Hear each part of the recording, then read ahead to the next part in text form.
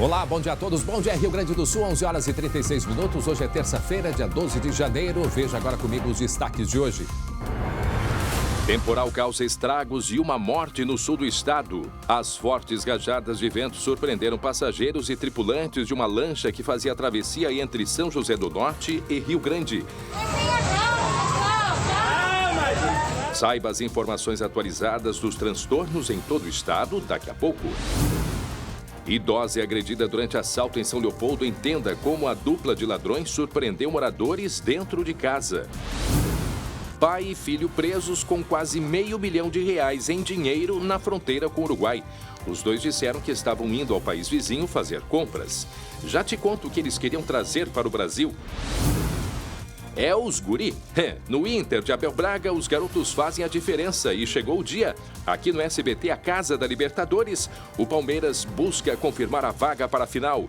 E o Verdão ganhou reforço de um torcedor colorado. Quem é ele? O SBT Rio Grande. A sua companhia na hora do almoço já está no ar.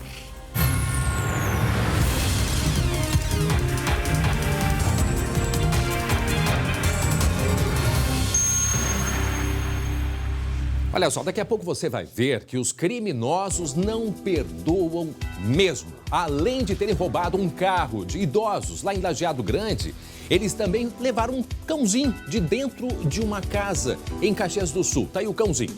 A família ficou, obviamente, desesperada com o sumiço da cachorrinha. Mas a Polícia Rodoviária Federal conseguiu prender os criminosos e devolver a Shih Tzu para a família. Um alívio para todos. Daqui a pouco, então, nós vamos te mostrar como está a pequena Cindy. Nós vamos um rápido intervalo e, em seguida, também vamos atualizar os prejuízos provocados pelo temporal da noite de ontem em todo o Rio Grande do Sul. Rápido intervalo e a gente já volta. Agora, atenção, porque eu quero fazer uma pergunta para vocês. Quem quer envelhecer? Ninguém, não é mesmo? Só que com o passar dos anos, a nossa pele perde elasticidade, começa a surgir rugas e flacidez. Por isso, você precisa fazer reposição de colágeno para manter a sua pele sempre jovem. Os colágenos existentes, na sua grande maioria, são em pó, não são práticos, são difíceis de preparar e o pior de tudo, não tem sabor agradável. Pensando nisso, a tecnologia alemã associada à cosmética francesa desenvolveu este aqui, ó, Fixaderm. Fixaderm é a inovação e uma revolução na reposição de colágeno. Fixaderm é a primeira goma mastigável de colágeno Verisol do mercado. E o que é melhor, é o único colágeno enriquecido com coenzima Q10 e vitamina C, o que potencializa a absorção do colágeno, ajudando a prevenir o envelhecimento da pele. Fixaderm são deliciosas gomas mastigáveis sem açúcar que podem ser consumidos de forma prática em qualquer lugar, também por diabéticos. Colágeno em pó, isso é coisa do passado. Agora você pode contar com Fixaderm. Fixaderm é o seu novo jeito de fazer a reposição de colágeno. Experimente Fixaderm. Você vai se surpreender com os resultados. Olha o que eu estou falando. Fixaderm, sua pele nova, de novo. Muito bem. Olha só, daqui a pouco, uma idosa que foi agredida durante um assalto em São Leopoldo, no Vale dos Sinos. Olha só a imagem. Você vai saber como que esta dupla de criminosos surpreendeu os moradores. Detalhe, dentro de casa. Percebam aí as imagens. As imagens, repito, 11 horas 42 minutos, de uma idosa que foi agredida por criminosos em São Leopoldo, no Vale dos Sinos. Foi um assalto dentro de casa. Acredita numa coisa dessas? Daqui a pouco a gente vai trazer detalhes e informações. Está aí a câmera que registrou todo o momento que eles invadiram esta residência. 11 horas 43 minutos, 26 graus é a temperatura. Fiquem com um recado dos meus amigos da Solução Financeira. Está com dificuldade financeira? Preste atenção. O endereço da economia fica na Avenida Benjamin Constant 1170. Ali você encontra a Solução Financeira, a maior e melhor assessoria de negociação bancária do Brasil. E você quer começar 2021 com o pé direito? Que tal economizar em até 70% a dívida atual do seu financiamento? Pode ser do seu carro, da moto ou até do caminhão. Tudo que você precisa fazer é mandar agora mesmo uma foto do seu carnê de financiamento para o número 98324-7663.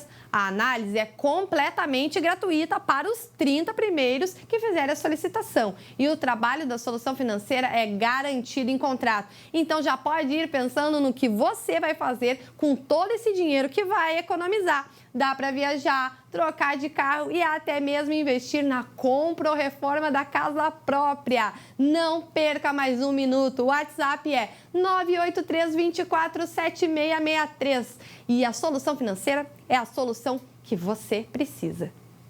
Isso aí, um abraço aos amigos da Solução Financeira. Gente, o temporal de ontem à noite, hein? Olha, esse temporal, a Estael tinha avisado. Ontem mesmo aqui no SBT Rio Grande. Atingiu todo, desde o extremo sul do estado, foi atingindo o Rio Grande do Sul e chegou à capital por volta de 11 horas da noite. As rajadas de vento derrubaram árvores e deixaram pontos sem luz aqui em Porto Alegre. Por isso nós vamos agora conversar com o Jeremias Werneck. Que saudade, há quanto tempo! Jeremias Werneck, olha só. 6 cidades foram atingidas de maneira mais grave aqui no Rio Grande do Sul. Rio Grande, por exemplo, lá no sul, uma pessoa morreu. E nós vamos então conversar com ele, que tem todas as informações, não é mesmo? Bom dia, Jeremias Werneck. Bom dia, André. Bom dia para todo mundo que está com a gente aqui no SBT Rio Grande. Deixa eu te contar, André, que uma mulher, ela foi vítima lá na cidade de Rio Grande ontem, porque ela estava na rua desabrigada no momento em que o temporal começou lá na região sul do estado. E ela procurou abrigo em um ponto de ônibus, André, numa parada de ônibus. Ela conseguiu ficar protegida da chuva, só que, muito provavelmente pelos ventos fortes, um fio se soltou de um poste de luz. E esse fio, ainda com descarga elétrica, atingiu uma poça d'água, que levou essa descarga elétrica até o corpo dessa mulher. A Prefeitura de Rio Grande não deu detalhes da vítima, tá? Não identificou a vítima, mas confirmou que ela morreu em decorrência desse choque. Ela procurou abrigo e aí o fio acabou eletrocutando ela, André. Agora presta atenção nessa imagem aí, André. Imagens de tensão na travessia entre São José do Norte e Rio Grande. Essa travessia que passa pelo meio do arroio São Gonçalo, do canal São Gonçalo. Essas imagens mostram momentos de tensão na lancha Violet Louise, porque essa balsa que faz a travessia, essa balsa foi atingida pelos ventos intensos no sul do estado. E, André, deixa eu só te contar, a imagem está mostrando que a balsa está balançando muito. Nossa, a gente pode imaginar que essa balsa seja pequena. Não, André, essa balsa tem capacidade para 80 passageiros, tá? Ela comporta no momento 80 passageiros. Portanto, é uma embarcação de grande porte.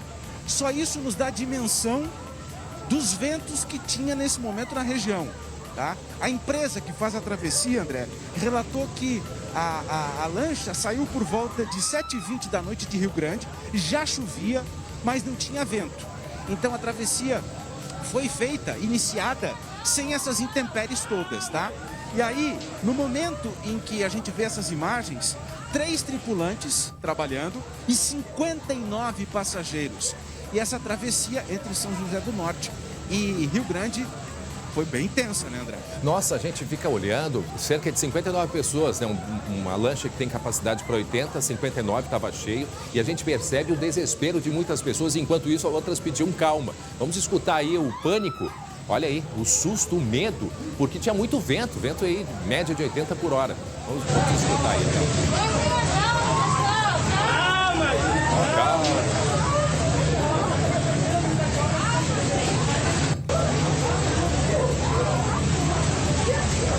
Isso dentro da lancha.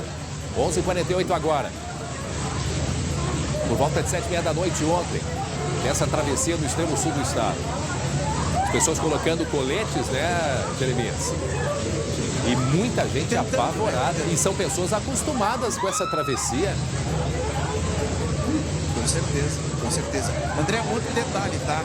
Neste momento, por conta da pandemia, a capacidade é para 80 pessoas, que significa metade da capacidade de passageiros. Então, vejam, é uma embarcação realmente muito grande. E eu destaco de novo, ela balançou muito, então os ventos eram muito intensos nesse momento.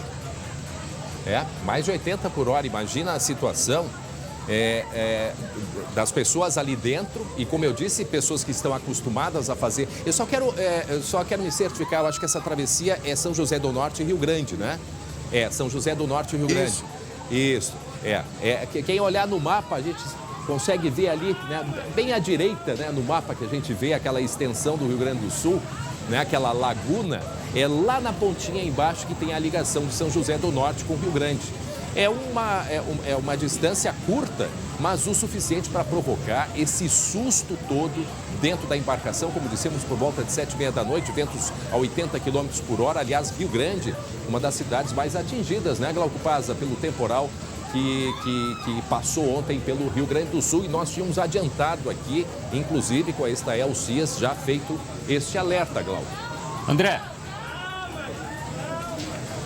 nós temos também informações de muitas casas danificadas lá na região sul, principalmente Rio Grande, Pelotas. Em Rio Grande, um hipermercado teve a cobertura afetada, água caindo em abundância em meio às prateleiras, às gôndolas. Exatamente, um prejuízo muito grande. Olha só, danificou completamente o teto, né? As placas de gesso começaram a despencar, inclusive. Um momento de muito pânico, de muita preocupação, porque a água simplesmente ela jorrava, como se fosse de uma cachoeira. E várias casas tiveram problemas com destelhamento, né? As famílias ficaram sem lugar para dormir, tiveram que procurar proteção. E na capital também muitas reclamações de falta de luz. Consequência disso também pode ser a falta de água, porque sem energia a água acaba não sendo bombeada, né? A CEE, só para se ter uma ideia, registrou cerca de 200 mil residências sem energia elétrica. Agora esse número já foi reduzido. O último dado é de 125 mil clientes sem energia elétrica. Na região metropolitana são 25 mil. Mas, por exemplo, na região sul, Pelotas, 75 mil residências sem luz. Litoral sul, 9 mil e centro-sul, 14 mil residências sem energia elétrica. Sobre aquela imagem da lancha, me chamou a atenção também a quantidade de raios, né? Relâmpagos. Quer dizer, pode estar acostumado a fazer essa travessia, mas foi um momento totalmente fora do normal isso que aconteceu. Para quem está chegando agora, 11h51, estamos mostrando aí algumas das cenas, né, do temporal que atingiu grande parte, praticamente todo o Rio Grande do Sul, com estragos, principalmente no extremo sul do estado e aqui em Porto Alegre, região metropolitana. O Jeremias Werneck nos relata essas imagens de dentro da lancha que faz a travessia entre São José do Norte e Rio Grande. Aí um trajeto que muitas das pessoas estão acostumadas. Agora, pegar um vento de 80 por hora dentro de uma embarcação, dentro ali no momento cerca de 59 pessoas, um total de 80 cabem dentro dessa lancha, mas as pessoas ficaram desesperadas, não é mesmo, Jeremias? André, a boa notícia é que ninguém se feriu, tá? A boa notícia é que foi só um momento de tensão, de apreensão por essa travessia. Segundo a empresa que faz a travessia entre São José do Norte e Rio Grande, essas imagens são exatamente do momento em que a embarcação estava no canal São Gonçalo, tá? Eu repito a informação, só para que a gente tenha dimensão. Essas imagens são de uma embarcação que hoje está operando com metade de sua capacidade, que pode receber 80 passageiros. Olha os raios. Portanto, é uma embarcação de grande porte e ela está balançando assim. Isso nos ajuda a entender a força do vento naquele momento, né, André? A média é de 80, mas a própria Estael Cias disse que ali no momento no canal e com toda a agitação marítima, certamente estava mais até que 80. O Glauco chama a atenção para os raios e trovoadas aí do lado de fora. Agora, um registro importante a gente fazer, né, Glauco e Jeremias, é com relação a esses passageiros, porque nas próprias redes sociais há muitas reclamações. Isso até deve ser verificado pela própria empresa, que é a concessionária dessa travessia, porque muitos diziam que não tiveram o apoio da tripulação para orientar a colocação dos coletes, mesmo que alguém, né, acalmasse pelos alto-falantes ou a própria tripulação. Isso é apenas um relato que eu estou aqui fazendo do que está aí nas redes sociais, o pessoal mesmo começou a publicar. Então vale esse registro, porque daqui a pouco é importante se rever, né, esse tipo de... Porque sempre tem aquelas orientações básicas como tem no avião, não é verdade? E também há essa orientação, certamente, para os passageiros aí da lancha. Para quem não conhece, André, é uma tripulação que deveria ser treinada, né, para uma embarcação que é parecida com o catamarã, que a gente chama aqui em Porto Alegre, que faz a travessia também até Guaíba, por exemplo. É uma travessia que dura cerca de 30 minutos, quer dizer, não é uma coisa assim tão rápida e nesse momento deve ter durado uma eternidade. Agora, a prestadora de serviço se defende dizendo que deu ali toda a assistência naquele momento. O fato é que tem gente com colete, tem gente sem colete. Eu acho que isso aí deve ser viagem a viagem. Essa recomendação tem que ser dada a todo o embarque que as pessoas fizerem, né, André? Por uma questão de segurança, principalmente se mesmo que a travessia seja aí de pouco mais de meia hora, sempre é importante a proteção, né? Porque vejam só, ali 59 pessoas. Eu repito, isto são os próprios passageiros, né, que reclamaram desta falta de orientação. Tanto é que as pessoas ali que gritavam, calme, calme, calme. Então, de repente, isso poderia ou deveria ser feito pela própria tripulação. Nós não temos aí toda a imagem do trajeto, daqui a pouco até fizeram, né? Mas eu acho que sempre vale a gente poder, a gente sempre é importante chamar a atenção para isso, porque serve de alerta para outras situações, não é verdade, Jeremias?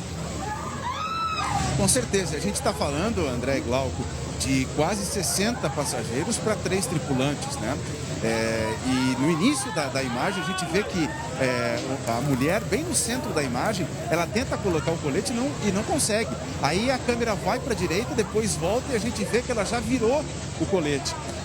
Claro, é uma fração de segundos, a gente está falando uma fração de segundos, mas naquele momento, com a lancha balançando, com um raio, como o Glauco falou, o vento pegando, com certeza ela estava muito tensa e certamente esperava pelo auxílio de quem trabalha no transporte, né? Não, e a água deveria estar batendo na lateral, né? A própria movimentação, vento forte, né? As ondas que estavam ali naquela travessia. Então, o pessoal extremamente assustado, a gente pode perceber aí nas imagens. Algumas pessoas sem, né, os coletes salva-vidas, mas imagino que, olha, o susto deve ter sido bastante grande, como a gente observa. Do ponto de vista do clima, André, é bom ressaltar, reforçar aquilo que a gente já falou, né? A embarcação pode ter saído sem todo esse vento, só que acontece, né? A gente sabe que na enxurrada, aquelas pancadas fortes e rápidas, muda completamente. Vem o vento, vem a chuva forte. Mas quem nos acompanhou aqui já estava sabendo que o temporal estava chegando. É né? verdade. O que eu consegui observar agora era lá na parte mais à esquerda, ó, para aí a imagem. Lá no canto, eles estão abrindo uma porta e tirando os coletes. Eu acho que não são daqueles que ficam debaixo do banco como no avião.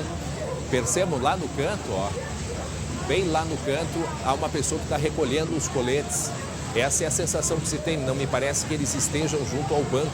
Mas isso eles seguem todas as normas, né? Isso só não é, eu achei que pudesse estar próximo. Ali tem um no chão. Mas lá atrás me pareceu que ele estava abrindo um armário e retirando ali. Eu não tenho muita experiência em andar em balsas, né? Mas às vezes que eu andei, elas realmente ficam em um compartimento, elas ficam todas ali, elas têm um velcro, né? Então é fácil de manusear, mas elas não ficam debaixo do assento. Até porque, na maioria das vezes, esses assentos, eles são aqueles bancos inteiros, né, André? São inteiriços, não tem uma divisória, até para que esse colete ele fique ali, não fique com o balançar da embarcação indo para lá e para cá, né? Bom, para quem está acompanhando agora, chegando agora com a gente, 11h57, essas são as imagens durante o temporal lá na travessia Rio Grande São José do Norte, por volta de 7h30 da noite, ventos a mais de 80 por hora. E essa travessia, que ainda não há uma ponte, quem sabe um dia teremos uma ponte que possa facilitar muito a vida dos moradores do extremo sul. Uma ponte seria bem-vinda nessa ligação, nesta chamada, a pontinha, né, lá no Rio Grande do Sul, onde tem essa laguna que liga São José do Norte a Rio Grande. O pessoal fazendo a travessia de lancha por volta, como eu disse, 7h30 da noite, pegou um temporal no caminho. O pessoal ficou desesperado, mas daqui a pouco o Jeremias volta com outras informações, o Glauco também, porque nós tivemos reflexos, né, não só no extremo sul, Rio Grande, Pelotas, Camaquã, mas outras cidades como o próprio Porto Alegre, região metropolitana, que foi bastante atingida. Glauco, conta pra gente essa história aqui. Uma mulher, ela foi flagrada levando joias, furtando semijoias, lá na cidade de Santiago, região central do estado. Agora tem um detalhe nisso tudo. Aonde que ela escondeu as joias? Teria sido opção A, no bolso? Opção B, na bolsa? Qual é a terceira opção, Glauco Paz? No sutiã, isso mesmo, é o que a imagem está mostrando, né? Como quem não quer nada, mas na verdade ela queria tudo, tudo da loja. Semijoias, uma mulher de 22 anos. Isso aconteceu na última quinta-feira em Santiago. A mulher, essa que está aí de blusa rosa, aproveitou um descuido da gerente e escondeu os produtos dentro do sutiã. Não interrompeu o furto mesmo com a chegada ali, ó, de uma outra cliente. Ela continuou disfarçando, mas também continuou agindo. A ação durou pouco mais de 15 minutos, André. Foram furtados 13 anéis, uma tornozeleira e uma pulseira, tudo banhado a ouro. O valor chega a R$3.000. Essa jovem foi identificada e presa na sexta-feira pela Brigada Militar. De acordo com a dona da loja, todas as semijoias foram recuperadas. Olha só, o detalhe, o caso foi classificado como furto simples. Já havia passado ali o período de flagrante, a mulher foi liberada e vai responder na justiça pelo crime. E muita cara de pau, né? Não, e eu vejo ela o seguinte, é aquela cena que podia se candidatar a ser a fazer um papel, interpretar algum papel no teatro. Porque aí chega, né, aquela ceninha, né, Glauco? Né? Ela, apesar que ela estava sozinha, porque quando tá com uma amiga ainda fica, porque olha só que lindo isso. Ela não, ela ficou assim, tanto é que depois, ó, ela ficou olhando, experimentando e a mãozinha boba lá, ó, aqui, ó. Mas haja calma, como é que pode, né? Não, aí ela dá uma voltinha, certo, deve estar falando, deixa eu ver aqui, quem sabe, tô em dúvida, eu tenho que comprar um presentinho, né? Não, e a chegada da outra cliente, ao invés de atrapalhar, eu acho que ajudou, porque a vendedora, ela teve que dividir a atenção também, né? E a larápia aí conseguiu fazer o que ela queria, né? Olha só, tá aí ela pega uma correntinha, dá uma olhadinha, enrola a correntinha e põe ali pra dentro. Me lembrei da Gabi aqui, a nossa colega, que disse que esconde tudo no sutiã, né? Vai com a filha pra lá e pra cá, bota coisa no sutiã, mas desse tamanho aí eu garanto que ela não tem. Olha, guardanapo, né? Coisas... Agora, eu não sei como é que foi o flagrante depois dessa moça aí, né? Quando chegaram nela e foram, então, para, né, o momento de retirar aí a mercadoria que estava escondida, né? Imagina a cena. E o constrangimento, obviamente, deve ter algum constrangimento. Eu imagino que deva ter, E né? contra uma imagem dessas, não tem que argumentar o quê, né, André? Não tem. Tá ali mostrando. Só que devolver, né? Tá ali mostrando, já com um decote preparado para isso também, né?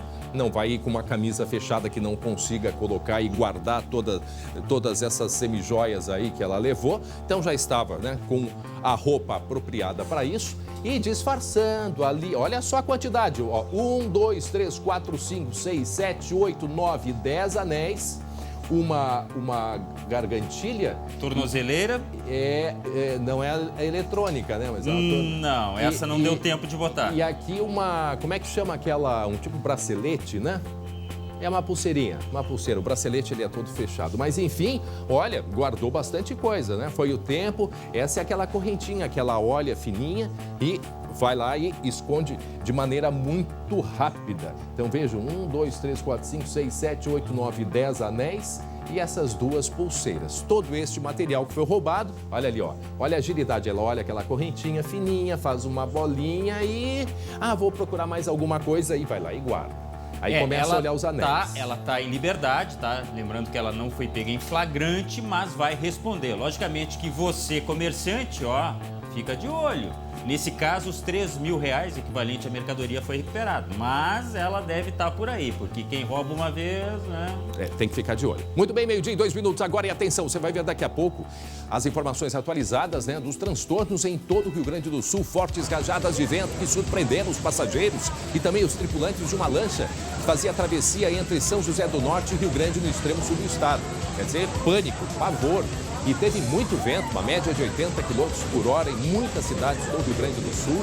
Muito vento e muitos estragos. Lá Rio Grande, Pelotas, a Santa Casa lá de Pelotas que foi atingida. Né? Diversos prédios aí, a gente tem uma das imagens. Essa imagem foi em Rio Grande também, né? Foi Pelotas. Pelotas ali pertinho, mas a gente pode ver que o céu estava carregado, Glauco. E no mapa de raios que a Metsul fornece, eu estava acompanhando, a linha, né, acompanhava, pelo mapa a gente via a linha avançando sobre o Rio Grande do Sul, né, a instabilidade avançando com a quantidade de raios muito grande. E aí a gente vai trazer mais detalhes sobre o que aconteceu dentro deste barco. Ainda bem que todo mundo saiu bem, né? Não houve nada de grave, mas um susto grande em meio à travessia entre São José do Norte e Rio Grande. Isso foi ontem por volta de 7h30 da noite. 12h03 agora. E atenção, uma idosa foi agredida num assalto à própria casa. Repito, uma idosa agredida durante um assalto dentro de casa em São Leopoldo, no Vale dos Sinos. Todas as informações ao vivo com ele, Lucas Abate. Boa tarde, Lucas. Boa tarde, André, e a todos que nos acompanham. E tudo isso foi flagrado por câmeras de segurança.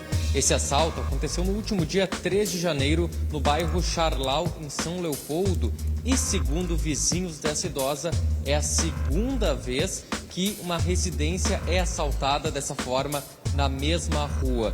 Esse caso, André, aconteceu em plena luz do dia. Os criminosos não se intimidaram com os muros altos, não se intimidaram com as câmeras de segurança e invadiram a casa. E as cenas que se tem, André, são de pura covardia dos criminosos, porque em determinado momento um deles chega a ameaçar essa idosa com uma arma e agredi-la, empurrar essa idosa e também, de certa forma, pelo que a gente repara nas imagens, até em determinado momento ele acaba sacudindo essa idosa. Eram 2 criminosos que invadiram essa casa e fugiram, levando diversos itens eletrônicos e também itens domésticos. Essa idosa, apesar do susto, apesar dessa agressão, passa bem, mas os familiares não quiseram conversar, não quiseram se manifestar, porque ainda estão com bastante medo de toda essa situação. Meio-dia, 5 minutos, nós estamos mostrando aí as imagens de um assalto, um ataque a uma residência lá em São Leopoldo, bairro Charlau, em São Leopoldo, no Vale dos Sinos.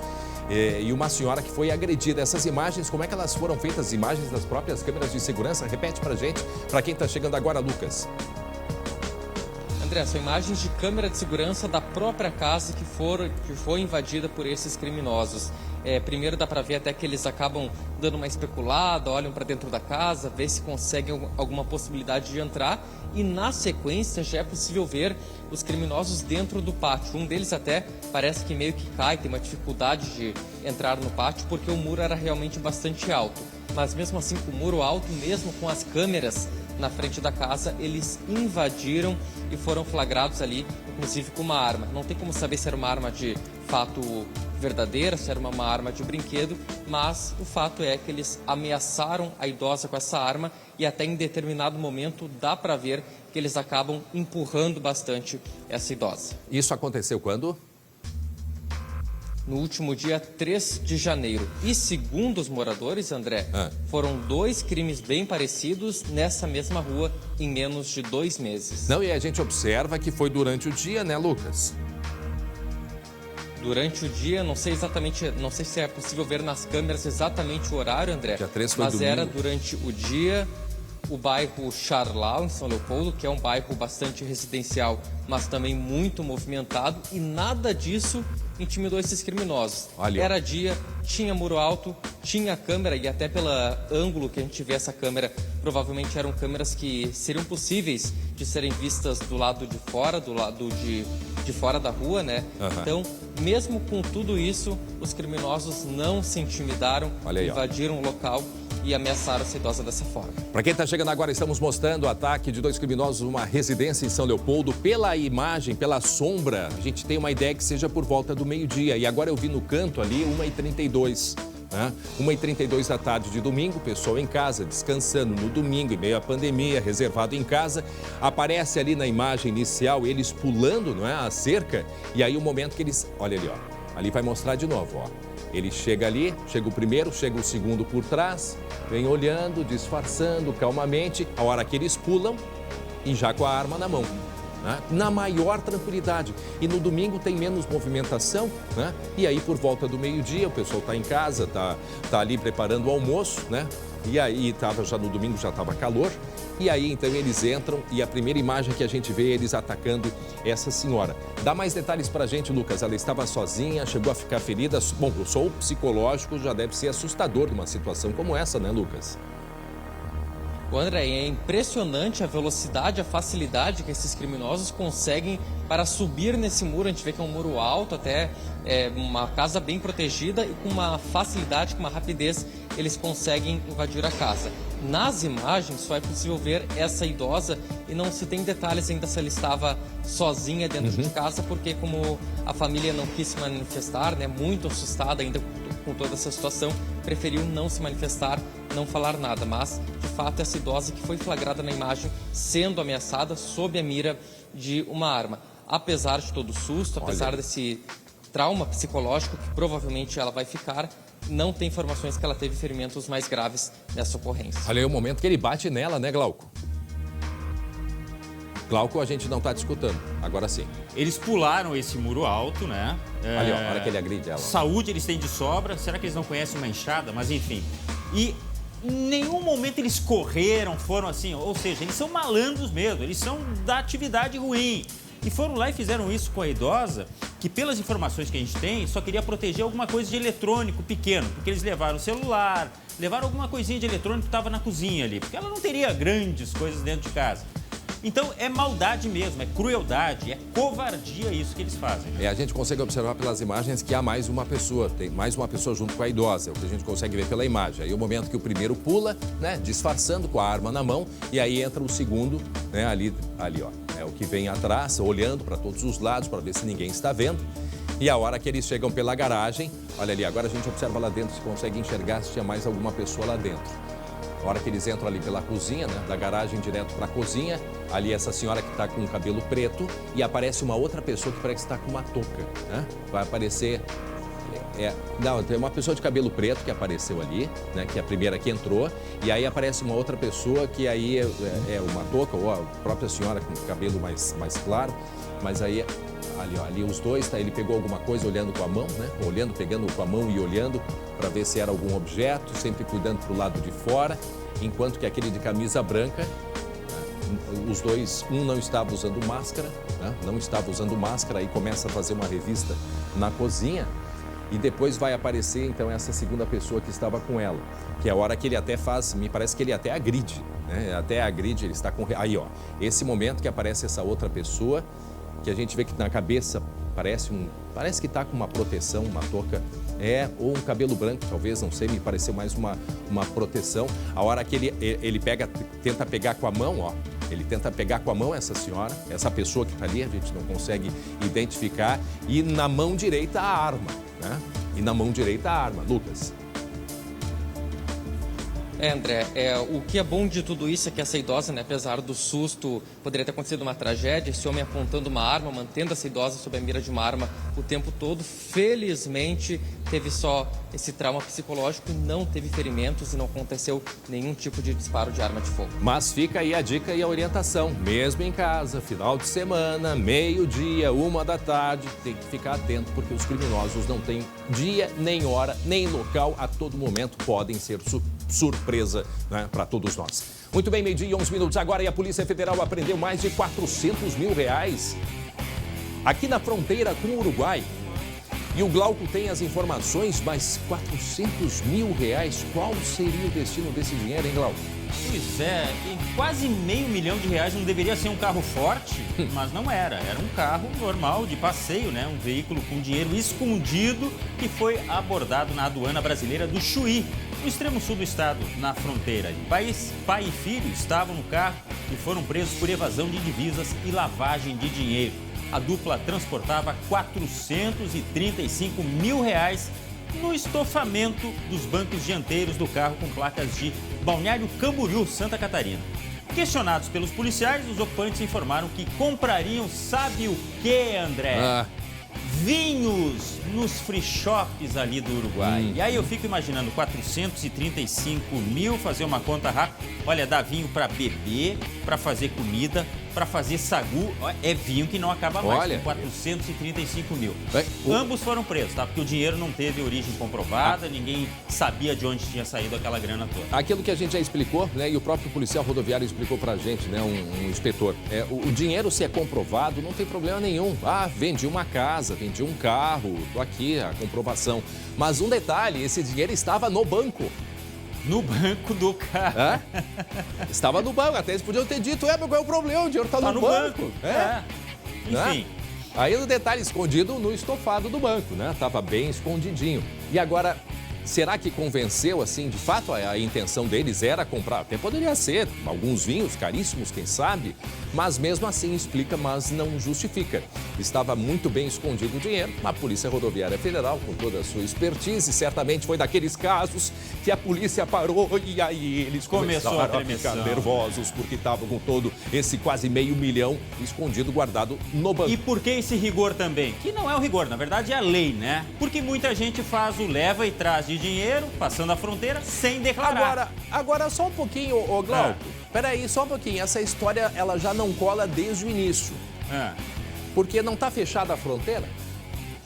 Não, mas é que algumas pessoas têm acesso, né? Por exemplo, o Guilherme Roquete aqui, que é o nosso colega, que é de Jaguarão, ele consegue ir para o Uruguai. Inclusive, ele tem dupla cidadania, né? Ok, mas por exemplo, assim, o pai do Roquete, do Guilherme Roquete, ele mora ali, né, na fronteira e tem um selo no carro que permite fazer essa travessia, mas eu acho que não é Mas nem... a questão do free shop, não necessariamente ele vai passar para o território do outro país, porque o free shop ele fica ali naquela zona intermediária. Exato. Isso. Mas mesmo assim, eu acho que nem para Jaguarão, tu tem que passar a ponte para chegar no free shop. E ali eles já estão barrando, Mas se tu não no tem o Chuí selo. não, no Chuí não. No É? Chuí você vai ali, atravessa uma rua, já está no free shop, enfim. É, porque ali é a avenida, né? A avenida...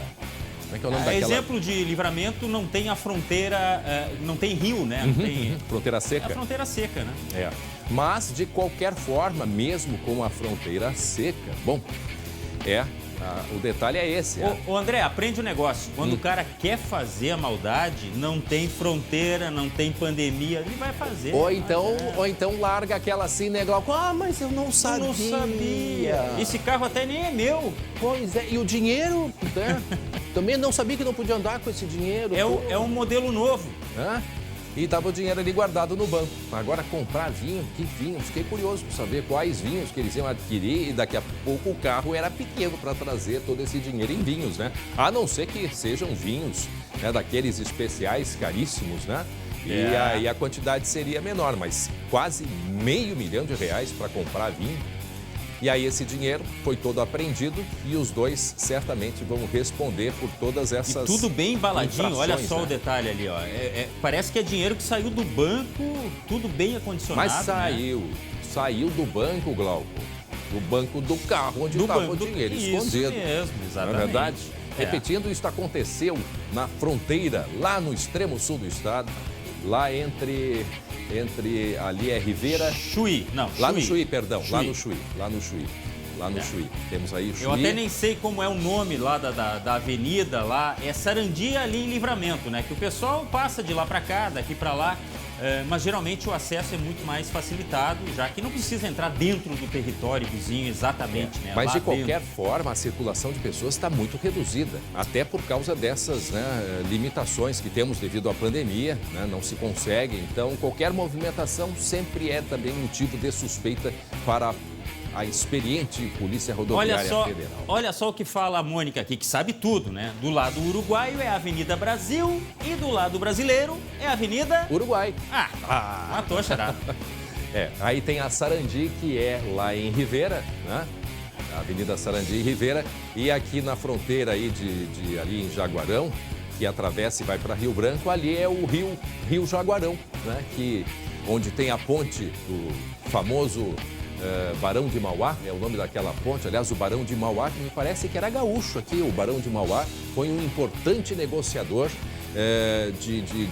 entre Brasil e Uruguai. E por isso foi reconhecido pelos próprios uruguaios Por isso o Barão de Mauá é muito conhecido, muito respeitado pelos uruguaios. Ele nasceu, acho que foi em Arroio Grande, também ali pertinho de Jaguarão. Muito bem, seguimos adiante. Agora, meio-dia e 17 minutos. Por mais que a Prefeitura de Porto Alegre e outras cidades da Grande Porto Alegre tenham liberado atividades, a gente precisa dizer de novo que a pandemia não terminou. É preciso, sim, manter os cuidados. E todas as recomendações são ainda mais importantes no transporte coletivo. Então, prestem atenção nestas imagens que nós gravamos esta semana. Mas não pode ter aglomeração em loja? Não, não pode. Pode ter aglomeração dentro de casa, por exemplo, nas festas de fim de ano? Não, não podia. Pode ter aglomeração em festinha, em boate? Não. Mas por que no transporte coletivo estão acontecendo aglomerações? O colega Jeremias Werneck está ao vivo, está lá na estação do Transurb agora, no centro de Porto Alegre, e vai conversar com a gente a respeito disso, porque nós recebemos muitas reclamações de usuários do transporte público que estão justamente reclamando das aglomerações dentro dos ônibus e também dos trens. Jeremias Werneck. Bom, André, aqui no saguão da Estação Mercado a gente vê uma movimentação bem menor do que seria em outro momento por conta da pandemia, mas essas imagens que a nossa reportagem captou na segunda-feira pela manhã mostram, sim, muitas pessoas sentadas, em pé, algumas até fazendo aquele exercício, né, de se segurar nas barras um pouco mais de longe. É verdade que todas elas estão de máscara, é verdade, até onde a gente consegue enxergar nas imagens, todas elas estão de máscara e fazendo uso correto da máscara, a maioria delas, né? Protegendo não só a boca, mas também o nariz, é importante isso. Só que no Transurb não há uma limitação de capacidade nos vagões. Nos ônibus existe uma limitação. A Transurb contratou 50 funcionários extras no início da pandemia para fazer a higienização dos vagões, das bilheterias, das escadas, quando do início da pandemia. Todos os trens, ao final da linha, passam por essa higienização. Mas o grande ponto também é a limitação ou não de passageiros nos vagões. É por isso que a gente está aqui, André, com o diretor da Transurb, o Pedro Pich Neto. Diretor, eu queria que o senhor reforçasse, e há pouco a gente estava aqui e ouviu nos alto-falantes aqui da estação as orientações para manter máscara, usar álcool em gel. O que mais a Transurb tem feito desde a contratação dos 50 funcionários para manter higienizados os vagões? Boa tarde. Boa tarde, Jeremias. Olha, é um trabalho constante, nós estamos há 10 meses numa campanha muito intensiva, garantimos que o uso da máscara tenha virado uma opção massiva dentro da Transurb. É só observar as pessoas aqui, vocês vão ver que a maioria esmagadora, eventualmente alguém tira a máscara, mas é muito raro. E aí quando ele tira a máscara, o que acontece? Não, ele sofre a punição moral de todos os outros. As pessoas avisam, olha, tem alguém sem máscara. Uhum. É impressionante isso, é a moral coletiva se impondo, né? Então, apesar dos avisos, dos cartazes, de toda a nossa campanha, eventualmente acontece um caso ou outro, mas não é nada relevante. Com relação à ocupação, o que nós estamos trabalhando com 45% da ocupação. Nós estamos transportando alguma coisa ao redor de 78 mil passageiros, quando o nosso normal é 170 por dia. Mesmo assim, nós estamos adotando uma política de comboios duplos. Ao invés de 4 vagões, 8 vagões. E a nossa orientação aos usuários é de que, ao entrarem no trem, eles não cedam à tentação de entrar no primeiro vagão. Eles se espalhem e possam ir para os demais. São 8 vagões, são 16 portas que se abrem simultaneamente. Portanto, é importante que as pessoas já se coloquem na plataforma de uma maneira espalhada, de tal maneira que o acesso e a saída seja muito fácil, como é. Em 15 segundos, abre as portas, entra e sai. É tudo muito rápido. O metrô é assim, é da natureza do transporte metroviário. E, no mais, as recomendações são as mesmas. Cada viagem, todos os trens são higienizados, o álcool está disponível nas bilheterias, nos terminais, tudo. Esses bloqueios que nós temos aqui, todos são higienizados, de maneira a garantir um ambiente de segurança e que permita a todos poderem utilizá-los com segurança. E, no mais, adotando individualmente esses cuidados. Presidente. Não se aglomere no primeiro ou no segundo vagão. Observe que são 8 vagões e se espalhem ao longo deles. O diretor está escutando vocês aí, André. Olá, presidente. Boa tarde. É o André aqui do estúdio. Talvez o senhor não se lembre de mim, mas entrevistei o senhor muito quando então presidente da CE, muitos anos atrás na antiga TV Com. Né? Então sempre é um prazer conversar com o senhor. Faz bastante tempo. É verdade. Agora, tudo bem? Tudo tranquilo. Agora, presidente, o que a gente tem recebido é de muitas mensagens de muitas pessoas que estão diariamente dentro do trem, pessoas que precisam trabalhar, são pessoas que necessitam, não podem às vezes esperar o próximo trem, né? Porque elas têm horário a cumprir e aí tem trânsito, então enfim. Agora, pelas imagens que nós estamos mostrando, o senhor falou em cerca de 50% a lotação, é isso? Qual é o índice que o senhor disse que é a lotação? 45% hoje. Mas a gente vê que tem muita gente em pé também, bancos lotados e pessoas em pé. Em meio a essa crise, sabemos a crise do transporte, compreendemos, mas em meio a essa crise da Covid, será que não teria alguma possibilidade assim de aliviar um pouco, né? Ou seja, colocar mais trens para circular e evitar essa aglomeração que ela é perceptível aí pelas imagens que nós temos, presidente? Claro, é isso que nós estamos fazendo. Nós estamos com mais trens hoje em dia do que nós temos normalmente ao longo do ano. Sim. Apesar disto, ainda só que a percepção que as pessoas têm hoje é diferente. Portanto, a nossa orientação, o que cabe é isso. Usem adequadamente todos os vagões, não apenas o primeiro que esteja mais próximo da escada rolante quando chega ou quando sai. Então, se posicionem bem. O fato de ter algumas pessoas em pé é da natureza do transporte metroviário. Isso é assim no mundo inteiro. Sim, mas eu falo pela aglomeração como são que a viagens gente vê. muito rápidas. Deixa eu dizer, nós temos, poderíamos até agora, se possível, ir lá no trem dar uma olhada, porque nós acompanhamos o dia inteiro. Nós temos cerca de 200 câmeras, a gente acompanha todo o movimento e normalmente absolutamente espaçadas as pessoas se encontram, né? Ocorre eventualmente que no horário do pico as pessoas apressadas querem entrar no primeiro vagão. E não tem alguém da Transurb? Alguém da Transurb orientando de manhã para as pessoas se espalharem? O pessoal da segurança operacional, nós temos funcionários da segurança operacional que procuram orientar, mas é um trabalho bastante dinâmico, às vezes escapa e a pessoa não tem essa orientação. Mas a orientação que fica é esta: procure o vagão mais afastado, que seguramente as condições vão ser bem melhores. Tá certo. Obrigado então, presidente. André, Glauco, pode encerrar, pode finalizar aí. Não, o Glauco não, perdão. Dizer, André, rapidinho, tem muitos usuários que reclamam, inclusive, diretor, de alguns momentos da demora entre um trem e outro. E isso é visto pelo número de usuários do dia. Mas como é que vocês usam esse termômetro? É com as câmeras vendo a espera ou é a entrada aqui quando passa na catraca? Nós temos câmeras em todos, são 200 câmeras que nós temos, a gente acompanha tudo, está tudo gravado, nós temos condições, podemos verificar. 90% do dia as estações ficam muito, quase vazias. Ainda mais com essa queda agora do verão. Nós estamos hoje 77, 78 mil passageiros, né? E com mais trens e mais carros que nós usamos normalmente em condições normais. Ou seja, nós estamos fazendo o possível para atender. A verdade também é que com esse calor as pessoas ficam mais impacientes. Isso é ruim. O ideal seria termos estações com ar-condicionado, mas as nossas estações são abertas. Isso é um problema que nós temos que, enfim, não temos como resolver. No entanto, nós temos os novos trens, eles têm ar-condicionado, né? E isto já está sendo oferecido, e eu ainda tenho pedido para a operação que ponha o máximo de trens com ar-condicionado, porque nesses dias, olha, ontem foi 40 graus, realmente não havia lugar na cidade para se acomodar.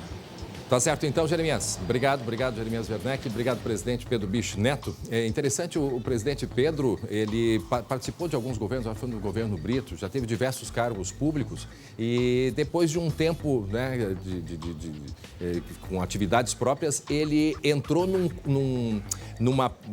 ele é presidente do Transurb, não por nomeação, ele entrou apresentou o currículo, né? Teve um banco de seleção, E aí, então, ele foi selecionado, já faz o quê? Cerca de meio ano que ele é presidente, e mais bastante experiente, é gaúcho, é engenheiro, conhece André. aqui o Rio Grande do Sul. E o grande desafio dele agora é executar uma proposta que está sendo feita para Porto Alegre, Glauco, que é colocar o trem subterrâneo na chegada a Porto Alegre para poder abrir, então, o muro ali da Mauá. Diga, Glauco. Não, interessante. Só para complementar, é da cultura humana, né? Quando para o avião, por exemplo, todo mundo levanta e quer sair imediatamente. Quando para o trem... Então, a mesma coisa. Ouça o que ele disse, mas se você continuar anotando superlotação, mande aqui pra Estamos gente, aqui. a gente vai providenciar, vai cobrar, né? Meio-dia, 28 minutos agora. E atenção, você vai ver daqui a pouco as informações atualizadas dos transtornos em todo o estado. Há muitas pessoas sem energia elétrica ainda no Rio Grande do Sul, inclusive em Porto Alegre, por causa do temporal da noite de ontem. Aí as imagens de dentro de uma lancha que faz a travessia São José do Norte a Rio Grande. Cerca de pouco mais de meia hora é a travessia, mas o pessoal entrou em pânico. Muito vento, né? Muito vento. Nós entramos em contato com a empresa, ela disse que depende da situação. Às vezes os salva-vidas estão ou mais próximos, às vezes estão em determinados locais espalhados pela embarcação, mas eu acho que não teve esse problema. Agora o pessoal se assustou, sim, e com razão. Imagina o desespero, olha só a gritaria que foi dentro dessa lancha aí entre Rio Grande e São José do Norte. Escutem só. Muito bem.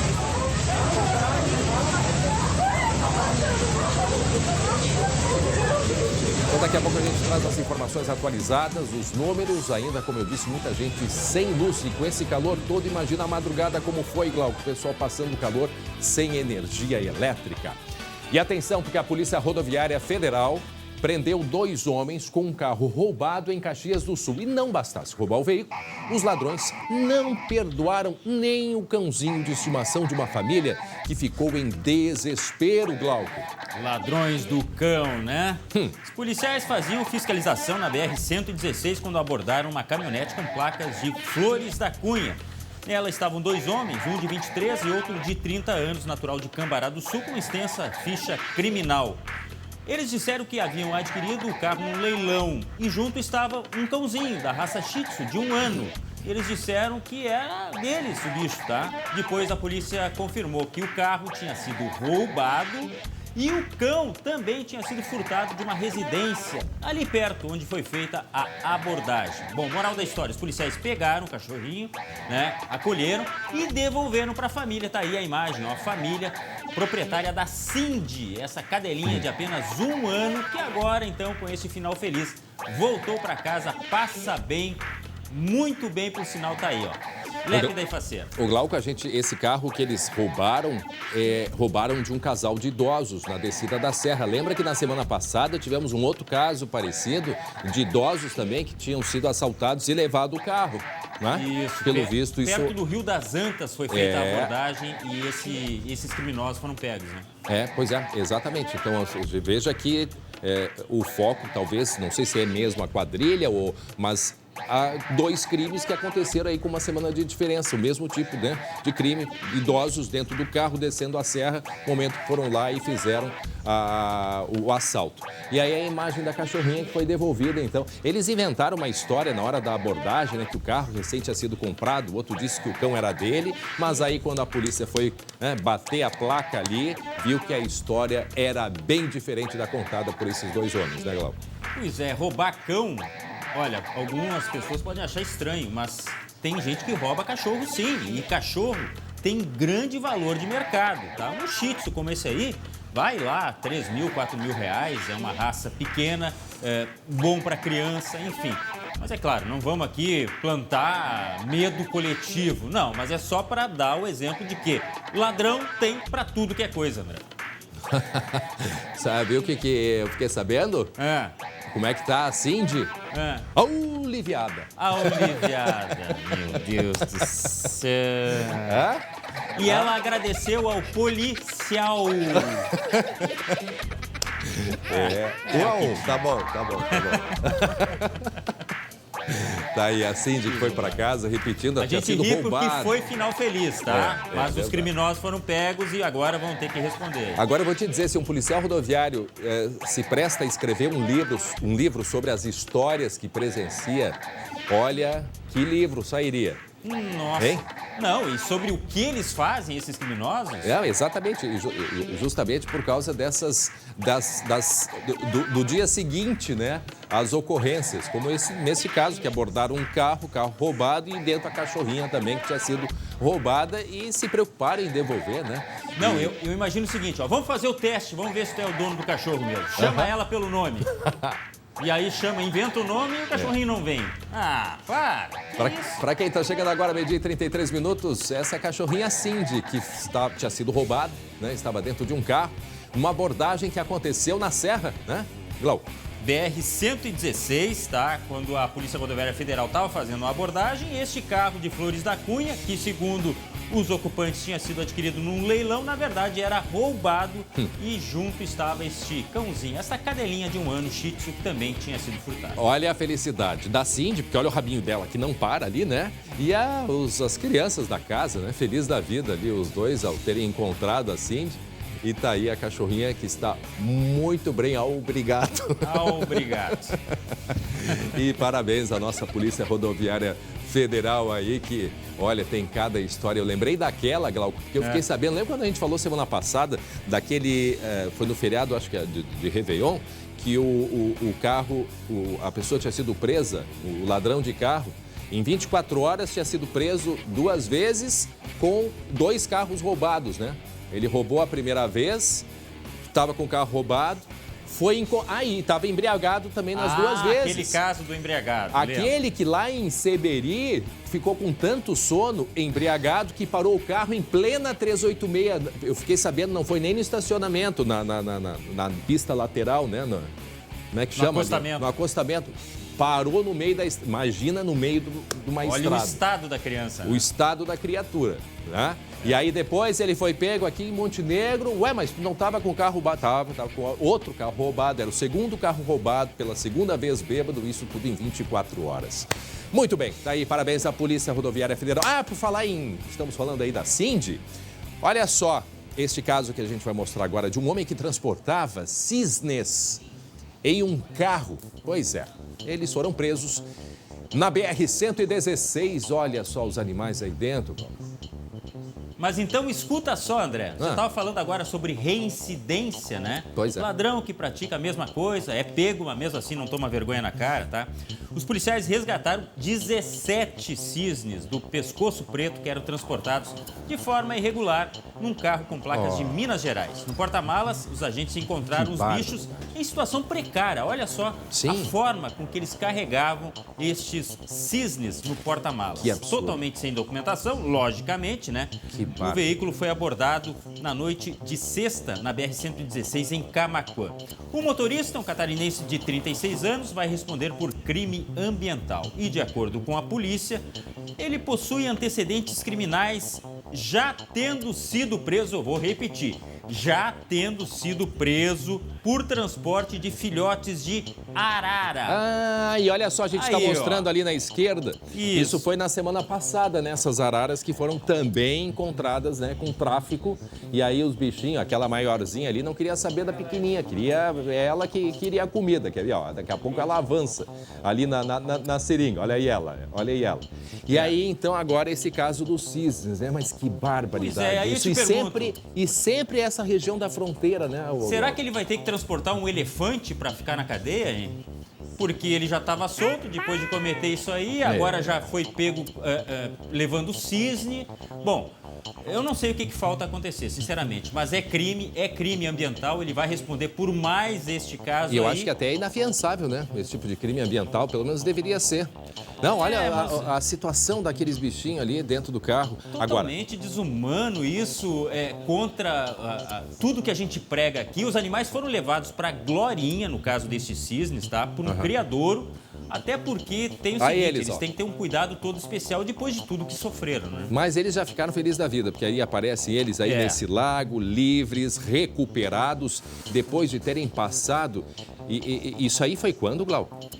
Isso aqui foi na sexta-feira. Tá, mas já Foram estava a pegos temperatura alta, né? Já Isso, tava, perto já... de Camaquã, na BR-116. Já estava a temperatura alta, mas é um crime ambiental. Ali na tela da esquerda a gente mostrou, né, a apreensão dessas araras também vindos, né, da fronteira, e depois esse caso aí desses gansos, que bonitos esses cisnes, perdão, ganso.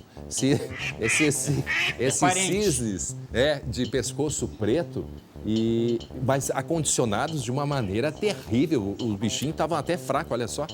A gente vai mostrar ali dentro do carro o jeito que eles estavam, jogados. No banco, no porta-malas. Meu Deus. Totalmente irregular, né? Totalmente irregular. Mas ainda bem que eu me preocupo com aqueles que conseguem escapar, sabe, Glauco? Aqueles que, por uma razão, não conseguem a polícia pegar numa barreira, conseguem escapar carregando animais nessas condições e sabe lá para onde que são levados, porque é aquela velha história, se eles estão traficando e estão vendendo, tem quem compre. É ou não é verdade? Para onde será que iam levar esses animais? E sem dúvida que muitos, eu acho que morrem nesse transporte, né? Mas como não, né? E vale mais um capítulo, então, para esse livro da Polícia Rodoviária aí. É verdade. Roubo e transporte de cisnes. Olha aí, cisnes de pescoço preto. Muito bem, meio-dia e 38 minutos agora, 26 graus é a temperatura. E atenção, porque um homem, motorista de aplicativo, foi encontrado morto dentro de um carro em Gravataí na noite de ontem aqui na região metropolitana. Os vidros estavam estilhaçados. O que aconteceu? O colega Lucas Abate acompanhou esse caso hoje de manhã e nos conta em detalhes o que a polícia já sabe sobre este crime, hein, Lucas? Pois é, André, já sabe que provavelmente se trata de uma execução, que ele era o alvo, que ele era o alvo, né, desses criminosos, e descarta praticamente a hipótese de latrocínio, que é o roubo com morte. Essa vítima, esse homem, foi identificada como Henrique Duarte Coelho, de 28 anos, não tinha nenhum antecedente criminal, mas chamou a atenção da polícia que dentro do carro onde ele estava permaneceu celular e também uma carteira, né, outros objetos, que já praticamente descartou o latrocínio. E também algumas porções de drogas foram encontradas dentro desse veículo. Por causa disso, a polícia trabalha com uma linha de investigação de que o caso está relacionado com o tráfico, conforme explica o delegado titular dessa investigação, o delegado Ricardo Milesi. Dentro do automóvel que ele estava conduzindo foram encontradas algumas porções de droga, dinheiro em espécie. Ele indica que se tratou de uma execução. A gente descarta no momento a possibilidade de latrocínio, porque nenhum objeto da vítima foi subtraído do local.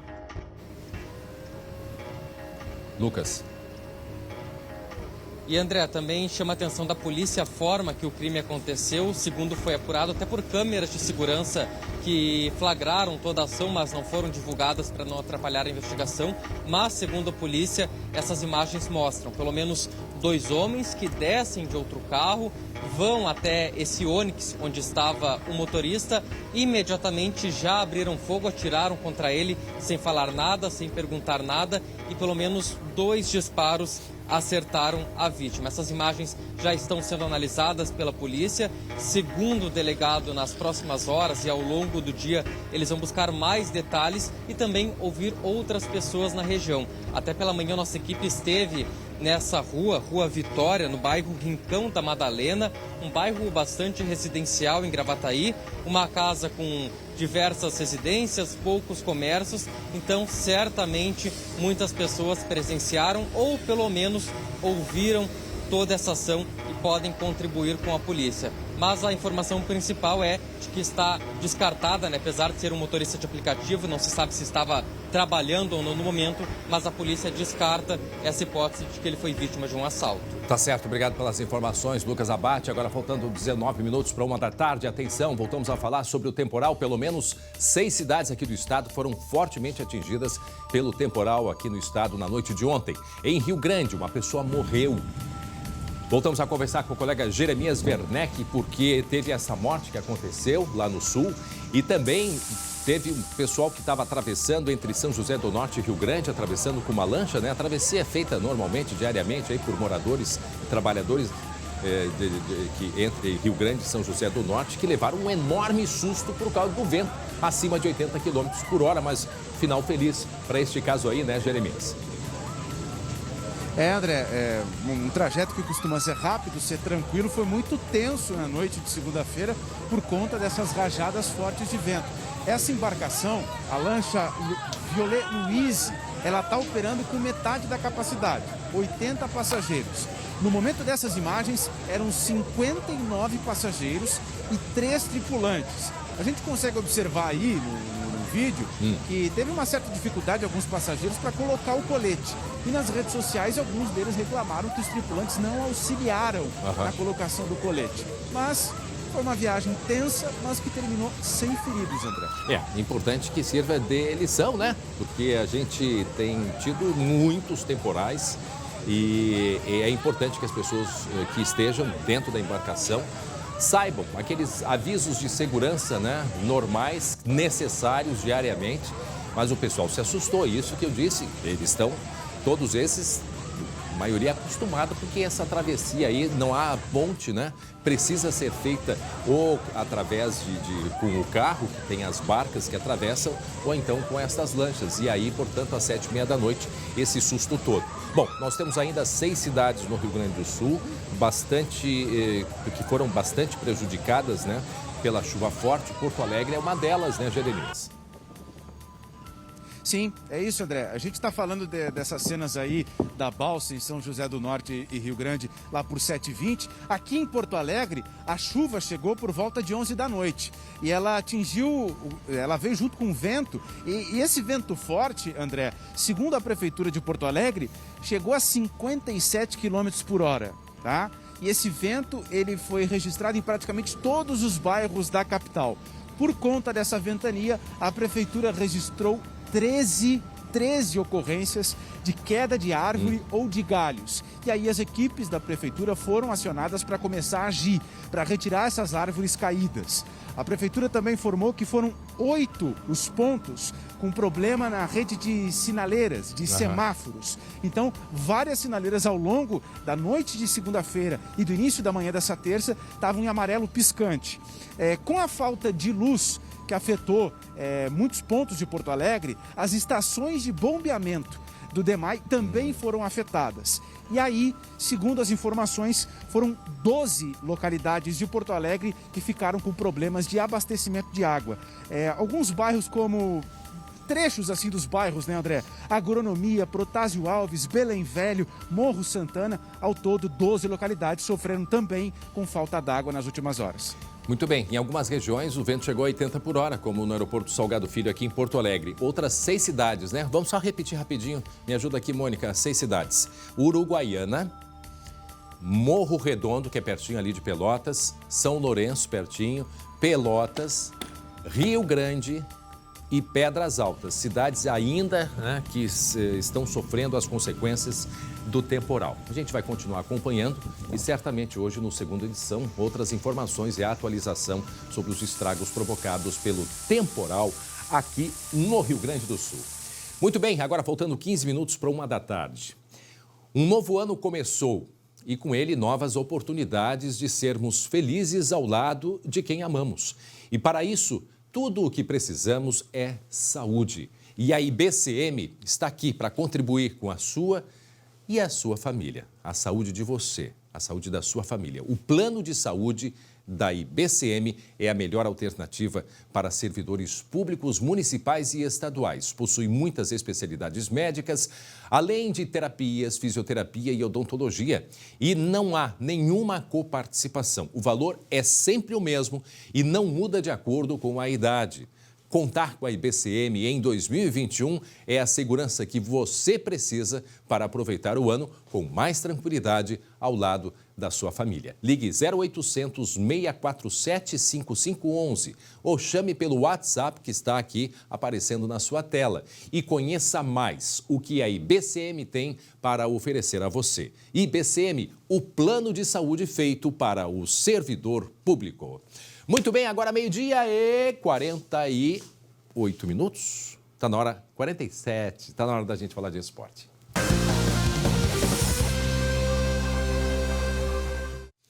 Glauco Paza. Glauco Paza, André lembrando que nós falamos para Biscoitos Zezé, carinho que vem de família, não é mesmo, Glauco Paza? Sempre, Biscoito Zezé tá sempre na minha mochila e eu tô sempre de olho nela. Ó. Hoje é Libertadores, amigo. Chegou o momento do Palmeiras confirmar a classificação. Olha aí. E aqui em Porto Alegre vai ter uma torcida pra lá de especial. Não. Ah, é? Não é o nosso chefe, não. Não? Danilo, não.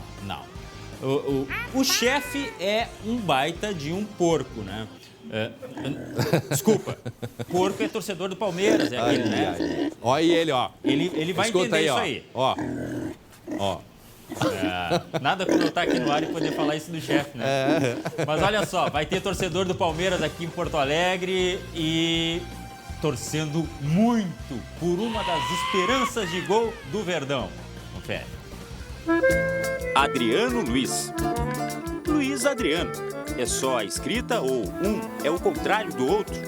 Não, eu acredito que a gente é bem parecido, sim. Somos parecidos, sim. Tudo? Tá na... Futebol? Futebol não, né?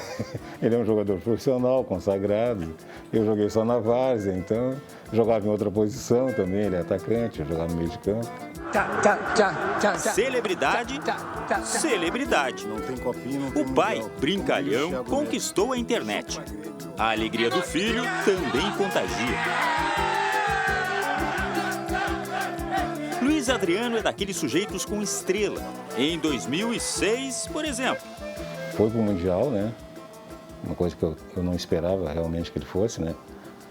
Porque ele foi na vaga de um jogador, né? E foi lá e jogou, fez gol, né? Deu aquela alegria toda pra nação colorada. A melhor parte ainda viria. Na verdade, eu não esperava que ele fosse entrar, sabe? Porque ele foi um dos últimos a ser convocado para o Mundial, né? Mas entrou e fez o gol salvador contra o Al-Ahly, que levaria o Inter para a decisão e o título mundial contra o Barcelona, de Ronaldinho Gaúcho.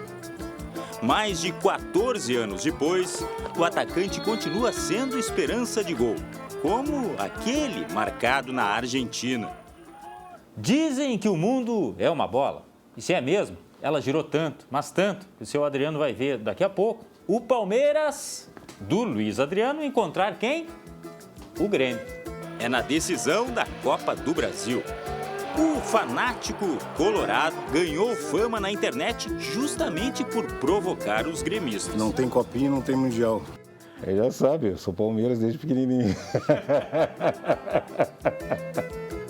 Mas Libertadores é o assunto do momento.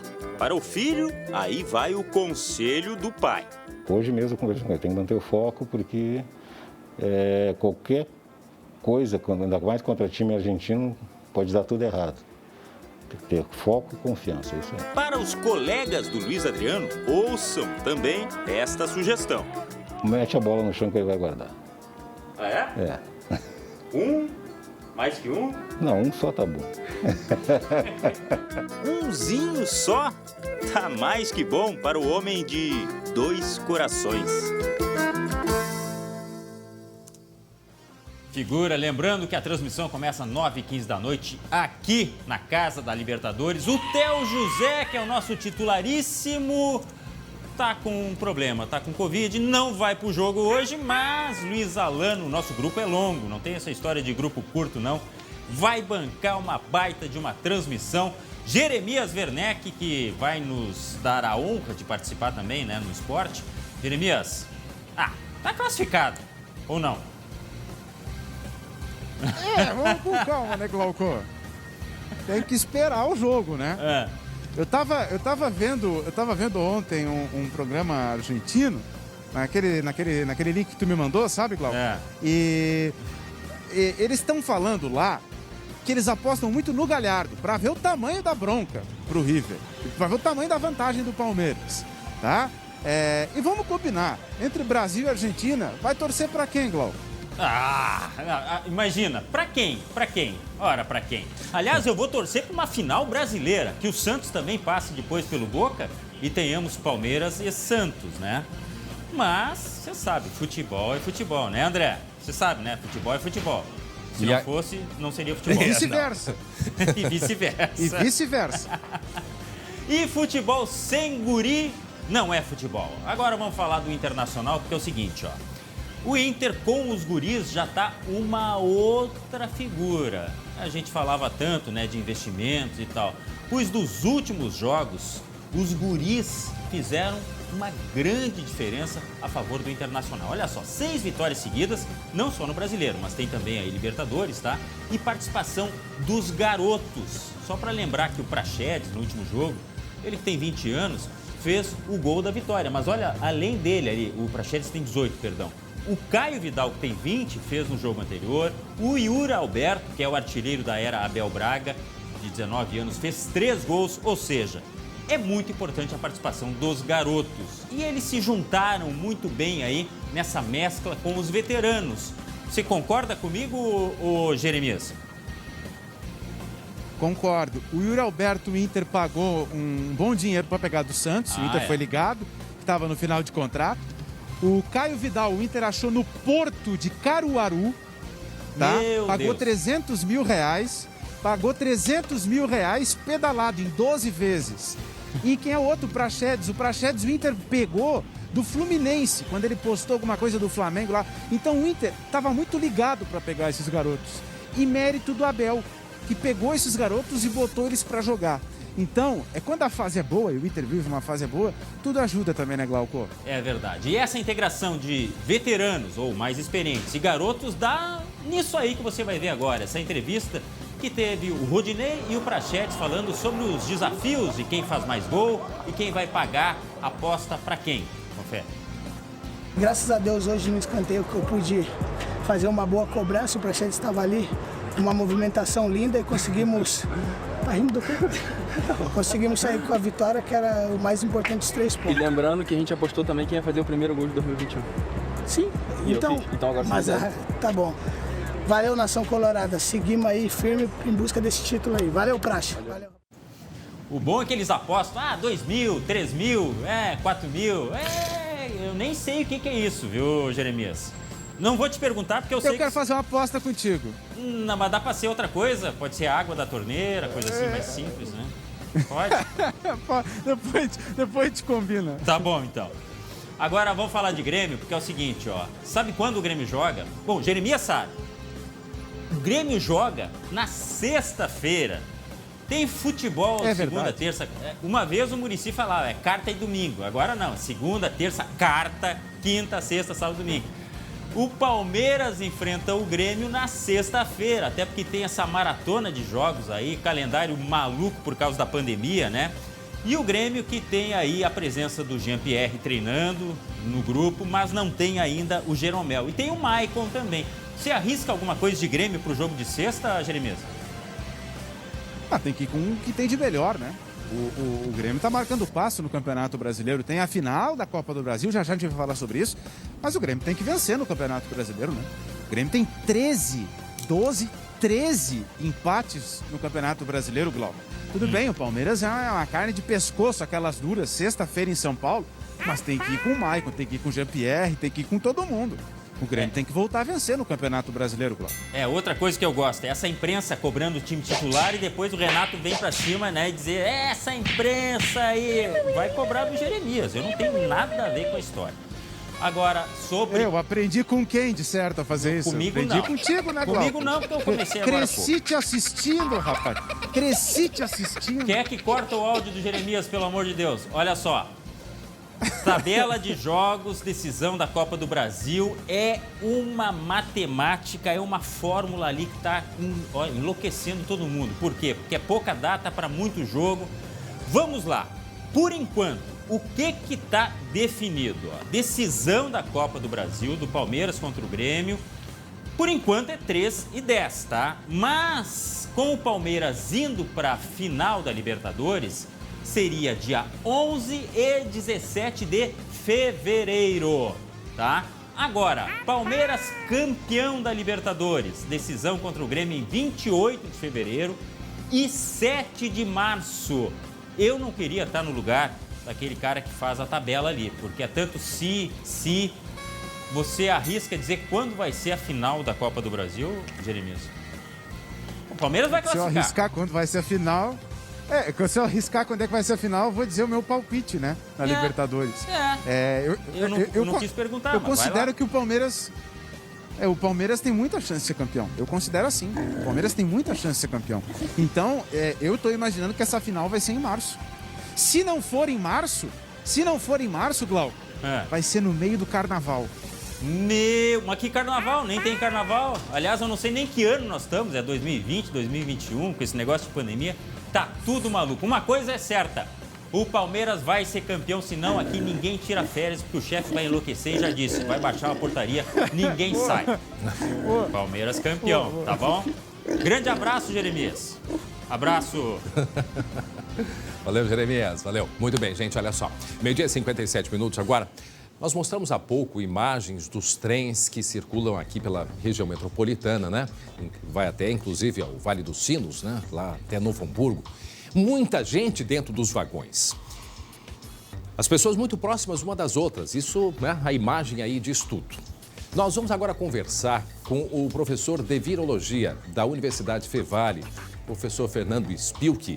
Aliás, que nos últimos 2 anos esteve à frente da Sociedade Brasileira de Virologia. E a gente vai conversar com eles, sim, exatamente o que eu disse. Nos últimos 2 anos, né, até 2020, foi presidente da Sociedade Brasileira de Virologia, pesquisador da Universidade Fevale. Professor, o senhor me escuta bem? Boa tarde, obrigado por atender o nosso convite. Bem, alto e bom som, prazer estar aqui com vocês. Muito bem, professor, nós mostramos há pouco as imagens dentro do Transurb e outros tantos meios de transporte a gente tem observado. Eu lembro que dias atrás uma telespectadora me mandou uma mensagem na época do Natal e disse, André, eu vou passar o Natal com a minha família dentro de um ônibus, porque já que no ônibus pode amontoar, né, dentro de casa não pode. Claro que ela fez uma referência aos ônibus lotados. Isso significa o quê, professor, nessas imagens que a gente observa aí? Qual é o risco que essas pessoas estão, né, enfrentando diariamente, amontoadas desse jeito dentro do transporte público, professor? Esse é um dos quesitos pelos quais nós imaginamos que nós não tenhamos tido, né, de fato, em nenhum momento, um controle muito efetivo da pandemia no país. A gente é muito dependente de uma série de situações de transporte e de problemas de infraestrutura que nós temos, né, para o atendimento da população. E aí, provavelmente, este é um dos quesitos que leva a uma manutenção do número de casos sempre muito alto e agora uma segunda onda bastante importante, digamos assim. A gente observa pelos números, o Vale dos Sinos, agora eu vi, São Leopoldo já está com superlotação, Novo Hamburgo, onde fica a Universidade Fevale, também a situação de leitos UTI Covid já no limite. Quer dizer, a gente vê, professor, que estamos começando a colher o resultado dessas festas aí de final de ano, né? Lamentavelmente, a gente já vinha uma onda que se elevava a partir do final de meados de novembro e, infelizmente, a gente vê esse processo em constante elevação desde aquele momento. Teve uma pequena inflexão nessa curva agora, no final do ano, mas também muito indevido à paralisação de várias atividades de diagnóstico, né, do recesso de Natal. Mas, infelizmente, lamentavelmente, estamos recuperando os números agora. Bom, professor, antes da gente entrar sobre essa pesquisa da Fevale a respeito dessa cepa, né, identificada no Rio Grande do Sul do coronavírus, eu sei que a Universidade Fevale foi uma das primeiras a oferecer os seus laboratórios para armazenamento de vacinas, né? Principalmente a vacina da Pfizer, que exige aí menos 70, menos 80 graus. O Ministério da Saúde já entrou em contato com vocês? Alguma sinalização a respeito dessa logística da vacinação aqui no Rio Grande do Sul? Na verdade, as autoridades de saúde, Ministério e Estado foram comunicadas e o nosso contato mais direto é com as prefeituras da região aqui do Vale dos Sinos e arredores. E aí com as prefeituras, com o núcleo dos municípios, nós já temos aí, eles estão bem cientes e já colocam dentro dos seus planejamentos essa possibilidade de repente, sendo necessário utilizar a vacina da Pfizer, que a gente possa atuar nessa logística também, participar Professor, a gente sabe que a Universidade Fevale identificou uma cepa diferente do coronavírus. Queria que o senhor explicasse rapidamente para a gente o que é esta cepa, o que ela provoca, é mais grave, menos grave, é parecida com esta nova cepa encontrada, identificada em Londres e já tem alguns casos em São Paulo. Explique para a gente, por favor. Na verdade, nós encontramos num estudo recente aqui 3 achados fundamentais que o público precisa conhecer. Uma diversidade cada vez maior do coronavírus, o que está acontecendo também em outros lugares do mundo. A dispersão daquela cepa do Rio de Janeiro, que tem mutações que levam a preocupações em relação, inclusive, à vacina. Também encontramos ela aqui. E uma amostra inédita, uma cepa original do Rio Grande do Sul, que nós estamos descrevendo. Sobre esta cepa, nós ainda não temos como assegurar quanto a questões de transmissibilidade, etc., mas ela não parece ser mais virulenta, causar uma doença mais grave do que outra. Nós precisamos investigar realmente em relação à dispersão ainda e quanto à questão também das vacinas, não é, que nós já estamos tocando esse trabalho. Se cogita, quer dizer, há dúvida com relação às vacinas que estão sendo estudadas de não conseguir atingir todas as cepas de coronavírus? Lamentavelmente, até um tempo atrás, nós imaginávamos que não, mas agora com essas amostras, com a amostra sul-africana, com essa amostra do Rio de Janeiro, que está muito presente aqui na região, já se sabe que essas amostras têm uma mutação específica na proteína spike que pode levar, sim, a problemas em relação à proteção dada pelas vacinas. As vacinas não conseguirem proteger adequadamente.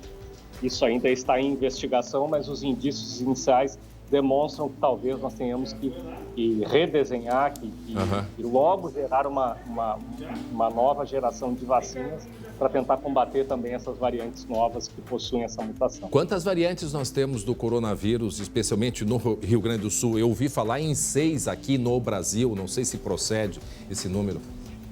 Nós já temos a circulação de mais variantes. No Brasil, contando essa nova linhagem gaúcha nossa, tivemos no último mês a descrição de pelo menos 5 linhagens novas e no mundo nós temos hoje mais de 80 linhagens em circulação. E por isso precisamos continuar pesquisando, obviamente. Depois eu quero perguntar sobre essa pesquisa que vocês já fizeram, inclusive em Arroios, na região. Antes, o meu colega Glauco Paza tem uma pergunta para o senhor. Tira uma dúvida, na verdade, professor, boa tarde. Em relação a isso que o senhor falou, que não seria tão, vamos falar numa linguagem bem popular, não seria tão violento esse vírus, tão agressivo, no que diz respeito a consequências de quem está infectado ou na disseminação? Ou ele é mais fácil de ser disseminado, mas não tem tanta consequência para o organismo? Aí é que está, Glauco. Como vocês já devem estar acompanhando, nosso público deve estar acompanhando, desde a amostra inglesa já vem sendo descrito. Essas linhagens novas, na maioria, elas têm sim um poder de disseminação mais alto. Claro que a gente precisa estudar ao longo do tempo para assegurar isso. Mas esse poder de disseminação mais alto não se reflete necessariamente em maior gravidade da doença no indivíduo. Mas é preocupante, porque de fato nós sabemos que teremos mais casos a partir disso. Professor, a gente está indo para o encerramento. Vocês pesquisaram há coronavírus em Arroios, por exemplo, e esses vírus podem contaminar as pessoas que têm contato? Esse é um trabalho que vem sendo capitaneado pela colega Caroline Rigoto, aqui em colaboração com a Secretaria de Vigilância Sanitária do Rio Grande do Sul, com a SEBS, e eles têm encontrado em Arroio. Não é uma preocupação do ponto de vista da contaminação, não é? O que acontece é que este vírus acaba servindo como um marcador, determinando que o vírus está circulando na população. O contágio da Covid, a transmissão do SARS-CoV-2 se dá normalmente de pessoa a pessoa, no mesmo ambiente, o ar contaminado, o aperto de mão, a falta de cuidado. Isso é que leva à transmissão do vírus. Quer dizer, vamos continuar com os cuidados básicos, aquele que sabemos e que falamos aqui todos os dias já há 10 meses, da higiene básica e o distanciamento, isso é essencial. Professor, infelizmente nosso tempo está terminando, o jornal está terminando inclusive. Eu convido o senhor para continuar com a gente nesse encerramento, agradecendo mais uma vez e esse orgulho que é para a gente a Universidade Fevale nessas suas pesquisas. Compartilhe com a gente, por favor, sempre que tiver alguma novidade. Nós ficamos por aqui, hoje com a presença do professor Spilk. Voltamos às 19h20, segunda edição, né, Glauco Paza, com o Marcelo Chemali. E amanhã, a partir das 11h40, Obrigado, professor Spilk. Uma boa tarde a todos. Nos vemos amanhã. Até lá.